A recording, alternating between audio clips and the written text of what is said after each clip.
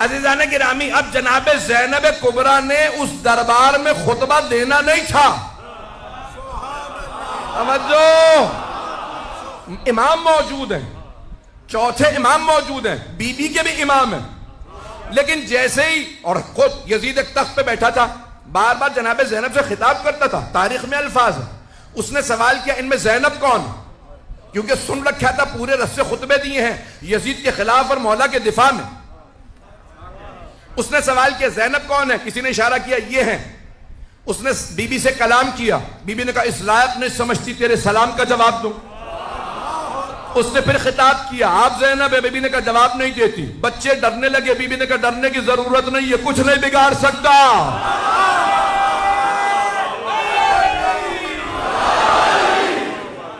چلیے گا میرے ساتھ، میں پورا خونہ ذکر دے رہا ہوں. پوری رات نہیں سویا ہوں، مسلسل پچھلے 4 ہفتوں سے سفر ہی کے اندر ہوں، اور مسلسل یقین مانیے مجالس کے علاوہ اور کچھ نہیں ہے. نہ کھانے کی اس وقت کوئی بھوک ہے، نہ سونے کی، صرف اور صرف مجالس پڑھ رہا ہوں. جو مطالب پیش کروں میرے قبول فرما لیجیے گا.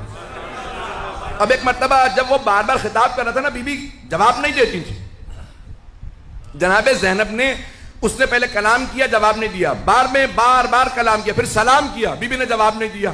تو تمام مسلمانوں سے سوال کرو کہ نبی کی نواسی کیا مسئلہ نہیں جانتی تھی کہ سلام کا جواب واجب ہے؟ نہیں ہے مجمع بھائی، تمام مسلمانوں سے سوال ہے، کیا نبی کی نواسی مسئلہ نہیں جانتی تھی کہ سلام کرنا مستحب، جواب دینا واجب ہے؟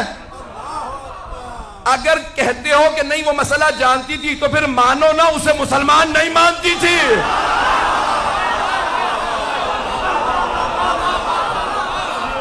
جسے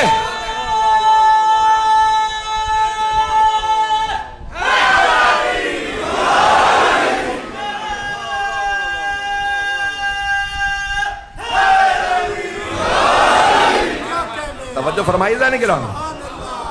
اے مسلمانوں، جس شخص کو نبی کی نواسی مسلمان نہیں مانتی، کیا وہ رضی اللہ عنہ ہو سکتا ہے؟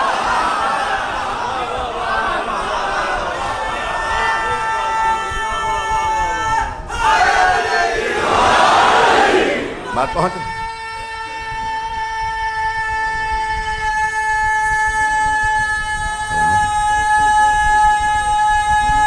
ماشاءاللہ. توجہ فرما رہے ہیں عزیزان کرام.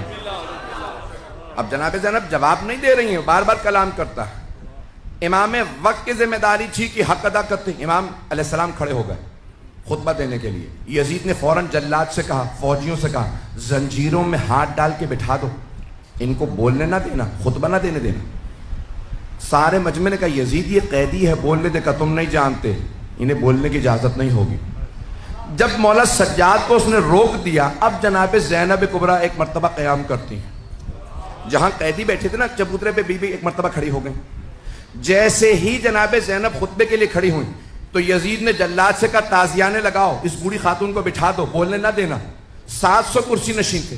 سب کہنے لگے یزید یہ بوڑھی ہیں، قیدی ہیں، رسیوں میں ہیں، خاتون ہیں، یہ کچھ نہیں کر سکتی، بولنے دے. یزید نے کہا تم نہیں جانتے، جب بھی ان کے خاندان سے کوئی بولتا ہے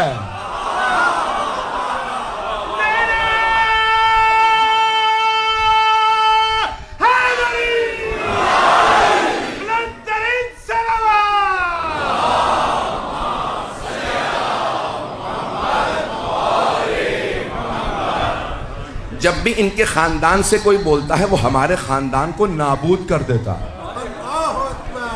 یہ عام بی بی نہیں ہے، تم نہیں جانتے، میں جانتا ہوں ان کے خاندان کو. تو ایک مرتبہ سب نے شور مچانا شروع کیا، یزید کچھ نہیں کر سکتی، بولنے دے. ایک مرتبہ یزید نے زور دیا نہیں ان کو بولنے کی اجازت نہیں ہے، تازیانے اٹھا. اب جناب زینب نے سر اٹھایا، اب تک یزید کا جواب نہیں دے رہی تھی. بی بی نے سر اٹھا کے ایک مرتبہ یزید کو دیکھا، کہا یبنت طلقاء. طلقاء جمع ہے طلیق کی. طلیق کہتے ہیں جب دو افراد میں جنگ ہو، ایک دوسرے کو گرا کے زیر کر دے اور سینے پہ پاؤں رکھ کے کہ جا.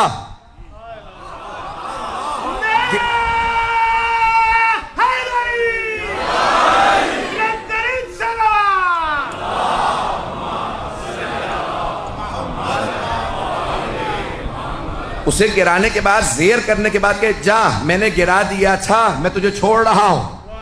عزیزان گرامی اسے کہتے ہیں طلیق. اب بی بی نے فرمایا یبنت طلقاء ایک نہیں, توجہ سارے مجمع کی. بی بی نے کہا یبنت طلقاء, بھول گیا اپنے اجداد کو؟ تیرے اجداد کو میرے بابا نے زیر کر کے آزاد کیا تھا.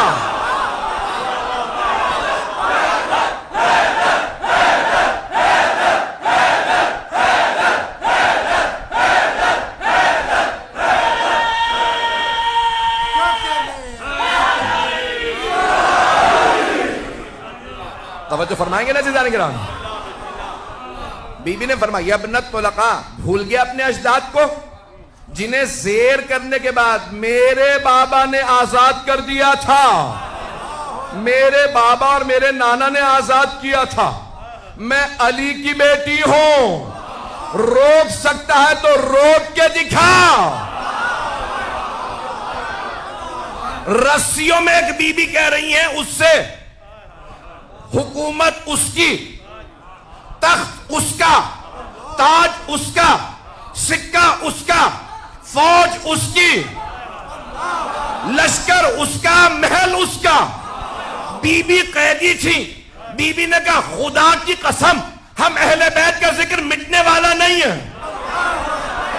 واللہ لا تمحو ذکرنا, خدا کی قسم ہم اہل بیت کا ذکر مٹنے والا نہیں ہے. لوگ رونے لگے, ارے یہ رسول کی نواسی ہوتے ہوئے قسم کھا رہی ہیں. مٹ تو گئے, یہ بھائی مارے گئے, بیٹے مارے گئے, خود کہہ دی.